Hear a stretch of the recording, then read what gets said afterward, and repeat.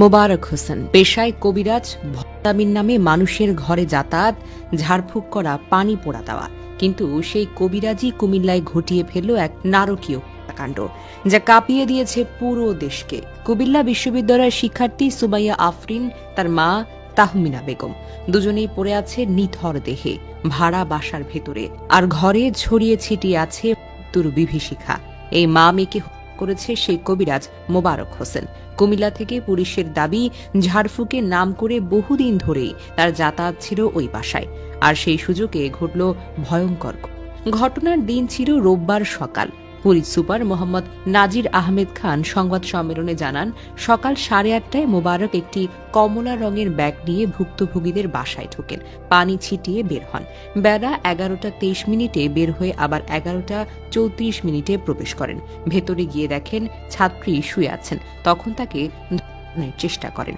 মা বিষয়টি টের পেয়ে বাধা দেন। ধস্তাধস্তির এক পর্যায়ে মাকে বালিশ দিয়ে হত্যা করা হয়। এরপর মেয়েকে গর্ভে করা হয়। নাজির আহমেদ আরও জানান, তারপর মোবারক বাসা থেকে 4টি মোবাইল, একটি ল্যাপটপ, চার্জার নিয়ে পালিয়ে যান। ঢাকায় পালানোর সময় কুমিল্লা রেলওয়ে স্টেশন থেকে ডিবি পুলিশ তাকে গ্রেফতার করে। প্রাথমিক জিজ্ঞাসাবাদে মোবারক পুরো ঘটনাই স্বীকার করেছে। তিনি আদালতে স্বীকারোক্তিমূলক জবানবন্দি দিতেও রাজি হয়েছেন। পুলিশ সুপার বলেন, মেয়েটি শিকার হয়েছিল কিনা সেটা আমরা প্রাথমিকভাবে নিশ্চিত করতে পারিনি। ময়নাতদন্ত ও ডিএনএ রিপোর্টের কারণে বিষয়টির প্রতি স্পষ্ট হব। এদিকে ঘটনার শুরুতে র্যাব আটক করেছিল আরেক কবিরাজ আব্দুর রফ নামের 73 বছর বয়সী এক বৃদ্ধকে। নিহত তাহমিনার সঙ্গে সর্বশেষ তিনিই কথা বলেছিলেন। র্যাব 11 CPC 2 কুমিল্লা কোম্পানির অধিনায়ক মেজর সাদমান ইবনে আলম জানান, সন্দেহভাজন হিসেবে আব্দুর রফকে আটক করা হয়েছিল। তবে তার কাছ থেকে পাওয়া তথ্য মূল মোবারককে শনাক্তের কাজে এসেছে। পরে তাকে কোতোয়ালি থানায় হস্তান্তর করা হয়। কোতোয়ালি মডেল থানার ওসি মহিনুল ইসলাম বলেন, প্রাথমিক তদন্ত দেখা গেছে আব্দুর রফের কোনো সংশ্লিষ্টতা নেই। ঘটনাস্থলে পাওয়া আলামত বলছে এটা মোবারকের একক পরিকল্পিত একটি অপরাধ। এদিকে বিশ্ববিদ্যালয় জুড়ে নেমে এসেছে ক্ষোভ।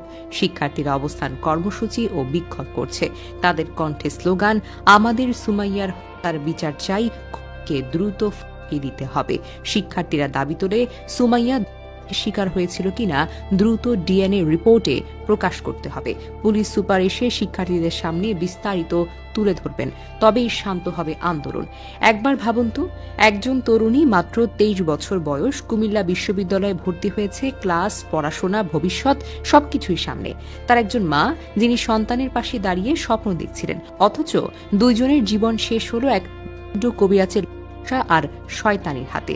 আজ সুমাইয়া নেই, তাহমিনাও নেই, আছে শুধু শূন্যতা আর হাহাকার। এই সমাজে এখনো মানুষ ভণ্ড কবিরাজের ফাঁদে পড়ে নিজের ঘরের মৃত্যুকে আমন্ত্রণ জানায়। আমরা যদি এখনই প্রতিবাদ না করি, প্রতিরোধ না করি, তাহলে আরো অনেক সুমাইয়া, আরো অনেক মা এভাবেই হারিয়ে যাবেন।